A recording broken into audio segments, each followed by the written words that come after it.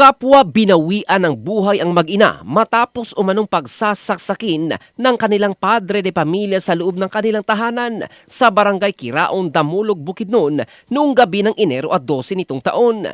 Kinilala ang mga nasawi na sina alias Celia, 54 na taong gulang, at ang anak nitong si alias Jason, 34 anyos, na parehong residente sa nasabing lugar. Batay sa investigasyon ng pulisya, naganap ang insidente bandang alas 8 ng gabi matapos magkaroon ng mainit na pagtatalo ang mag-asawa habang nasa impluwensya ng alak ang sospek. Sa gitna ng kumprontasyon, sinugod umano ni Jason ang kanyang ama dahilan upang kumuha ang sospek ng kutsilyo at sinaksak ang anak sa tiyan.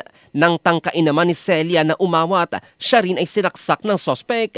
Agad na dinala ang mag-ina sa Bukidnon Provincial Hospital, ngunit ininiklarang dead on arrival si Celia. Makalipas naman ng ilang oras, binawian din ang buhay si Jason dahil sa malubhang tama ng mga saksak. Naaresto naman ang sospek matapos siyang pigilan ng isang barangay kagawad at ng chief tanod.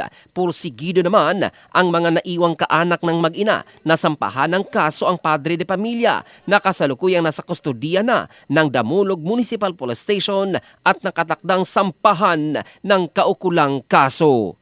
In the heart of changing lives, ito si Jofel Candado ng Brigada News Philippines, the Music and News Authority.